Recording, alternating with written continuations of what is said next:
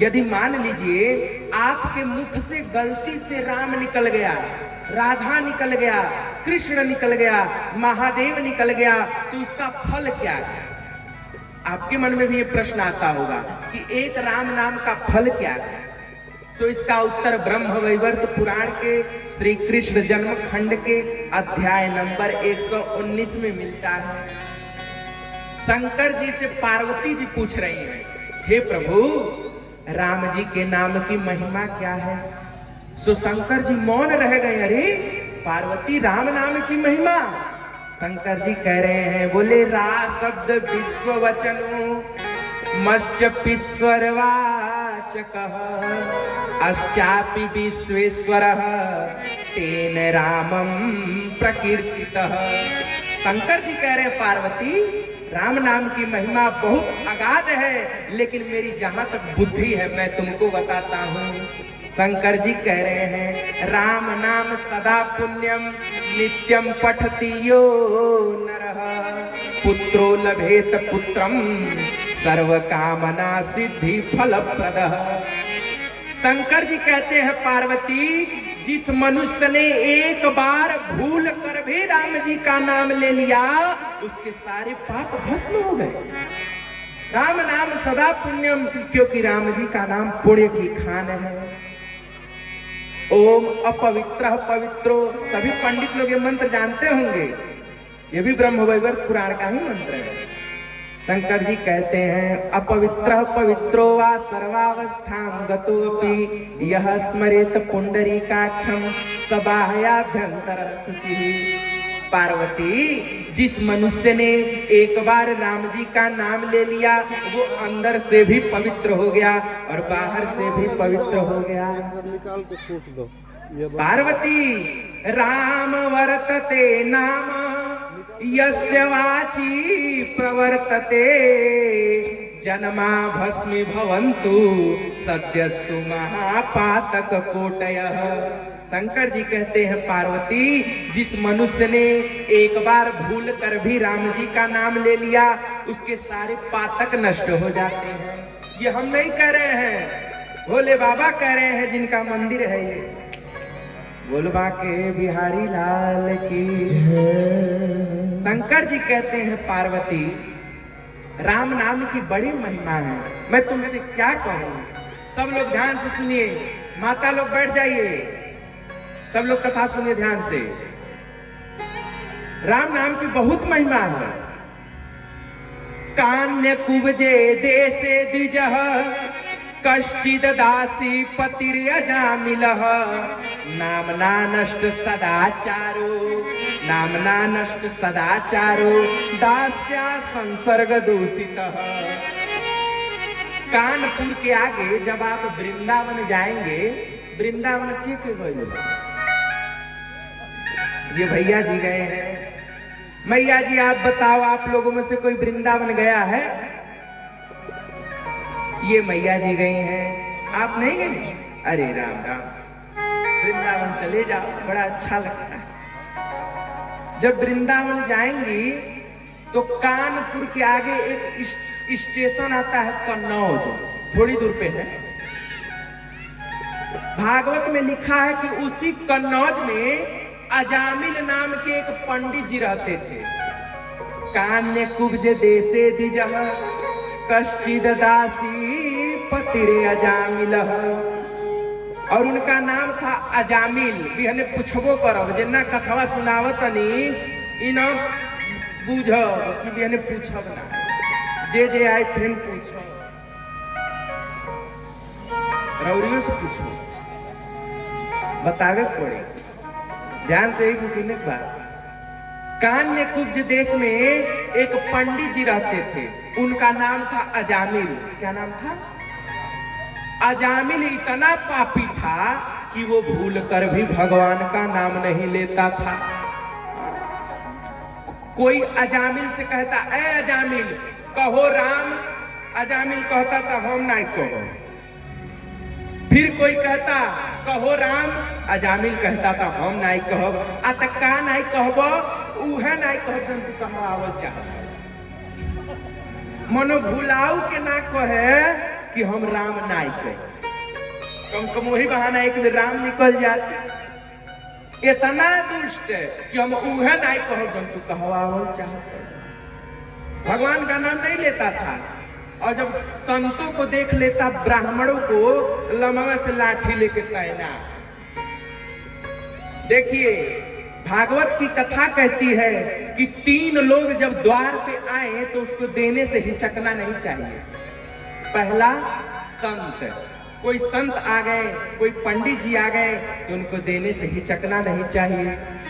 आजकल के लोग देहनी तको आ गए हैं फिर से, रोज के करी है धंधा। दूसरा, कोई गाय माता आ जाए, द्वार पे कोई गाय माता आ गई तो उनको एक रोटी जरूर दे दो। आजकल लोग पहले ही गेट पर लाठी लेके तैनात, हुर हुर हुर। कलयुग में सब उल्टा होता। अब तीसरा, घर की बेटी बहू, घर की बिटिया आ जाए तो देने से कभी हिचकना नहीं चाहिए। लेकिन आजकल तो बेटी के केहू देता तो भाभी के मुंह फूल के भगावना। इसीलिए देने से हिचकना नहीं चाहिए। बोल बाके बिहारी लाल की जय। तो अजामिल नाम के जो पंडित जी थे, ये संतों से बहुत नफरत करते थे। एक बार इनके द्वार पे कुछ संत आ गए तो संतों ने कहा, अजामिल हमको जरा भोजन वोजन करा दो। अजामिल ने कहा, भगलो कि नहीं हो जाए। अजामिल की जो पत्नी थी उसने वैश्या रखा था, तो वो वैश्या थोड़ी धर्मवान थी, गुणवान थी। महिलाओं को अंदर देखिए भक्ति भाव कहीं ना कहीं होता है, इसीलिए नाम है धर्म पत्नी। पत्नी ही कह सकती है कि तनी सत्यनारायण भगवान की कथा सुनना। पति कभी नहीं कह सकता कि सत्यनारायण भगवान की कथा हो जाए। कहेगी तो पत्नी ही कहेगी, ए जी तनि रुद्राभिषेक चाहतनी हो जाए। मतलब धर्म की बात पत्नी ही कह सकती है, तो इसीलिए नाम धर्म पत्नी है। अजामिल जब संतों को खदेड़ रहे थे तो उनकी पत्नी ने कहा, स्वामी अरे संत है, दे दीजिए भोजन। संतों ने भोजन लिया, अपने हाथ से बनाया, पाया।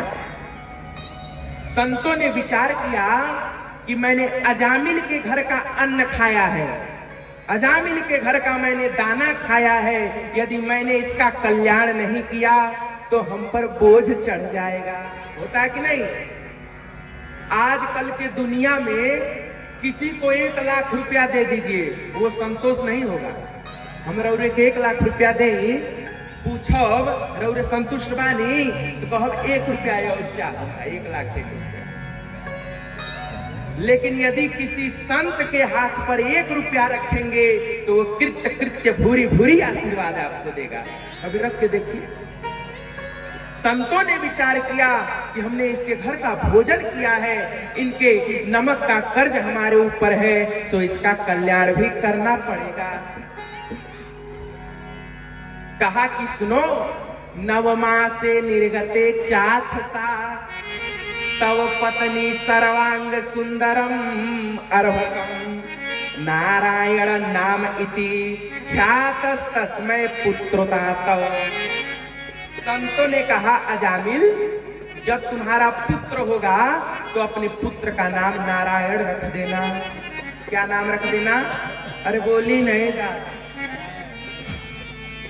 खाली हम ही बोली। क्या नाम रख देना? नारायण। अरे बोली सर, अरे हुक्का मारी, हुकारी। संतों ने कहा कि अजामिल अपने पुत्र का नाम तुम नारायण रख देना। अजामिल ने कहा ठीक है, नारायण रख देंगे। सुखदेव जी कहते हैं, परीक्षित 9 मासे निर्गते चात सात तव पत्नी अर्भकम, सर्वांग सुंदरम दिव्यम निर्मलम कनक प्रभम। 9 महीने के अंदर अजामिल की पत्नी ने प्रसव किया और बड़ा सुंदर बालक हुआ, और उस बालक का नाम क्या रख दिया? नारायण। अब अजामिल जब भी बुलाता तो कहता, बेटा नारायण पानी ले आओ। बेटा नारायण भोजन ले आओ, बेटा नारायण इधर आओ, बेटा नारायण ये करो, बेटा नारायण वो करो, बेटा नारायण नारायण नारायण नारायण। अब ऐसे करते करते भगवान का नाम जपने लगा, नाम जपने लगा। एक बार अजामिल सोया हुआ था। अजामिल जब सोया हुआ था तो अजामिल ने देखा कि दक्षिण दिशा से दक्षिणी कृत्य भ्रमंतो यत्सतार का धर्मो अग्नि कश्यप शुक्रो मुनियो ये वनौकसाह। तमंतरिक्षा उसने देखा कि अंतरिक्ष की ओर से काले भैंसे पे बैठ के यमराज जी आ रहे हैं। आप सबको हम बतावें, सभी लोग सुनिए, जब आपकी मृत्यु होगी तो दक्षिण दिशा से यमराज जी आपको लेने आएंगे, और जिसके कर्म अच्छे होते हैं, जिसका सर्वस्व जीवन राम जी के लिए समर्पित होता है, उसको लेने स्वयं राम जी आते हैं। राम जी आते हैं। अजामिल के लिए बड़ा सुंदर विमान आया। अजामिल देखता है कि यमराज आ रहे हैं। यमराज को देखकर डर गया, कहा अरे तुम कौन हो? यमराज बोले तुम मत पूछो, तैयार हो चलो। अब जब अंत समय जब आदमी मरता है तो बेटी का, बेटा का, धन परिवार का बड़ा मोह लगता है। मैया जी, लगता है ना? अंत समय जब कोई मरता है तो बेटी बेटा का बड़ा मोह लगता है। अब जब वो अजामिल मरने लगा तो अपने बेटे को बुलाने लगा, बेटा नारायण, बेटा नारायण, बेटा नारायण, दूरे क्रीडन का सक्तम पुत्रम नारायणावयम प्लावितेन स्वरेण उच्चै राजुभाव कुलेन्द्रियः। बेटा नारायण, बेटे ने तो नहीं सुना, पर साक्षात परम पिता नारायण प्रकट हो गए और अपने पार्षदों के साथ दूर से उत्तर दिशा की ओर कह रहे हैं, डरो मत अजामिल, हम तुम्हें बचा लेंगे। सो अजामिल को विमान पर बैठाया और भगवान के धाम अजामिल चला गया।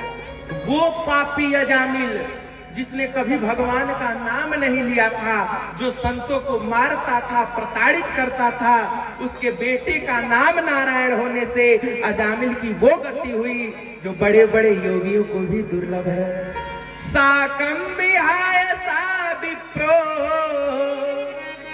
सुखदेव जी कह रहे हैं परीक्षित, साकं विहाय सा विप्रो तत्र विमानं ददर्श पीतवासा घनश्यामः मुकुटि कुंडलान्वितः।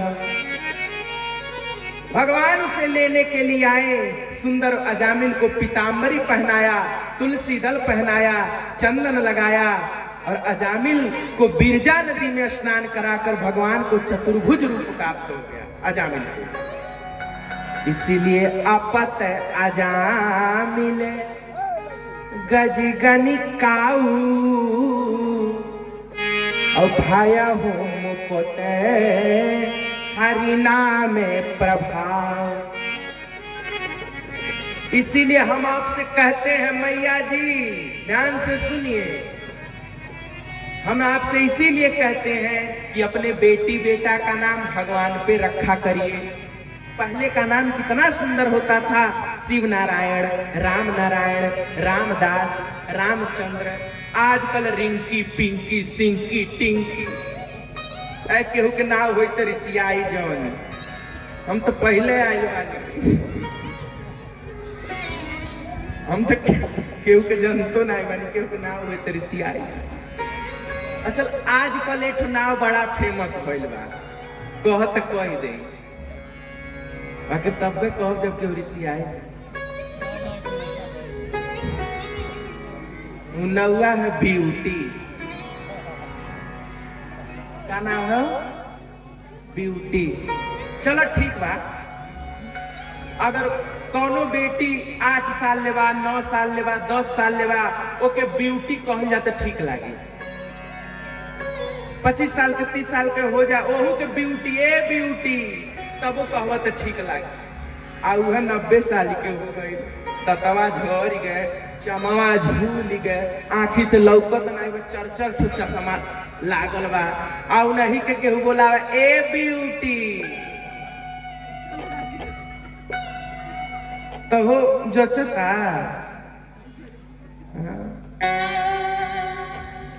इसीलिए जथा नामम तथा गुणम, जैसा नाम होता है वैसा ही गुण होता है महाराज। इसीलिए पहले के लोग विद्वान बुलाते थे और तब नाम रखते थे।